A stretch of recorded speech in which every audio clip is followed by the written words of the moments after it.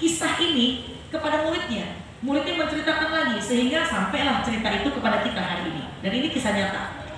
Imam Ahmad bin Hambal seorang imam besar yang menjadi rujukan mazhab Imam Hambali. Imam Ahmad bin Hambal dia bercerita kepada muridnya, saya pernah satu ketika hati saya condong pengen berangkat ke negara Basrah yang ada di kota Irak. Ibu pernah ke Irak? Sama Bu, belum juga saya. Imam Ahmad bin Hambal tinggal di kota Baghdad, Irak. Satu hari saya pengen ke kampung Basrah, mungkin beberapa jam lah jaraknya.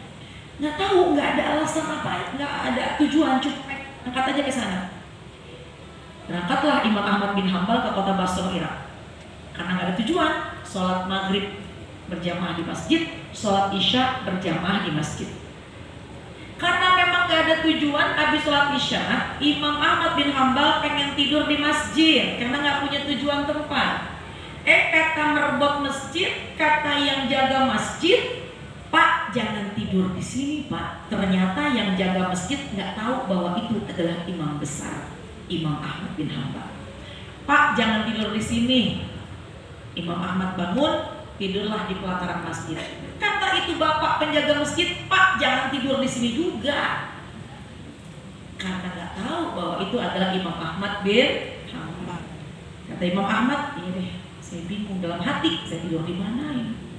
Ternyata di samping masjid ada rumah pembuat roti, pedagang roti, yang mengetahui bahwa itu Imam Ahmad bin Hambal nggak boleh tidur di masjid. Kata pemuda, kata orang yang bikin roti, Pak tidur di rumah saya aja. Nah ternyata yang bikin roti pun nggak tahu bahwa itu adalah imam besar Imam Ahmad bin Hambal. Pak tidur di rumah saya aja Pak. Tapi maaf rumah saya sederhana, bukan rumah bersekat-sekat, kamar bersekat-sekat enggak. Jadi rumah saya cuma satu hall. Ya udah tidur di situ ya saya di sini. Ini deh daripada saya nggak punya tempat. Kata Imam Ahmad bin Hambal. Masuklah ke dalam rumah pedagang roti. Imam Ahmad mau istirahat. Yang bikin roti sambil lisannya baca istighfar. Astagfirullahaladzim, astagfirullahaladzim. Masukin gula, astagfirullahaladzim. Giling gandum, astagfirullahaladzim. Bikin roti kan gitu zaman dulu, nggak kayak sekarang. Selalu baca istighfar. Imam Ahmad bin Hambal melihat orang yang bikin roti itu bikin roti tapi selalu baca istighfar. Imam Ahmad bin Hambal samperin orang tersebut. Fulan, wahai bapak, kata Imam Ahmad bin Hambal, sejak kapan kau amalkan baca istighfar?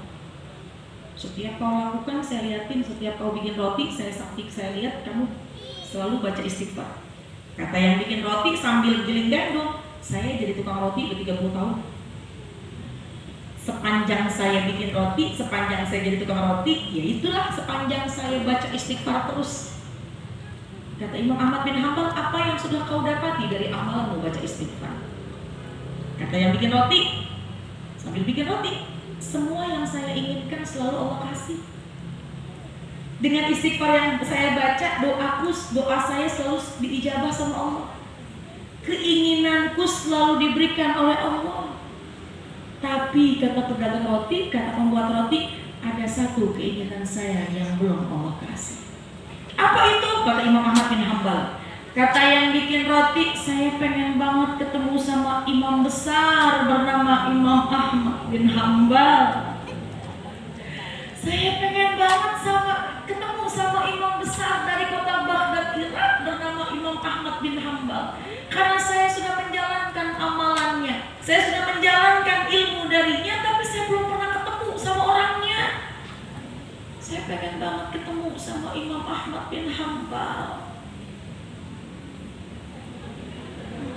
Gak tahu itu bahwa di hadapannya adalah Imam Ahmad bin Hambal. Bu, langsung Imam Ahmad bin Hambal berkata, Allahu Akbar, Allahu Akbar, Allahu Akbar. Ternyata ini alasannya aku gak boleh tidur di dalam masjid.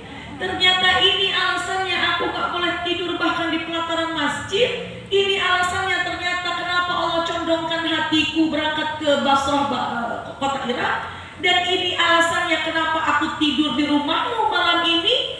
Kata ketahuilah bahwa aku adalah Imam Ahmad bin Hambal. Allahu Akbar, Allahu Akbar, Allahu Akbar. Dipeluknya imam besar tersebut makin yakin dengan amalannya, membaca istighfar. Bu, bukankah kita banyak hajat? Bukankah kita banyak doa? Bukankah kita banyak keinginan? Bukankah banyak list-list doa-doa kita? Dan mungkin memang juga ada yang belum diijabah. Dari sekian banyaknya doa, ada yang sudah Allah kabul dan juga pasti banyak yang belum Allah kabul. Kita manusia perlu Allah. Kita manusia perlu Allah. Kita manusia butuh Allah. Kita manusia banyak hajat, yang pengen semua hajat kita dikabul. Di antaranya pengen punya badan yang sehat, pengen tetap iman dan Islam, pengen masuk surga. Ternyata di antara caranya memperbanyak baca istighfar.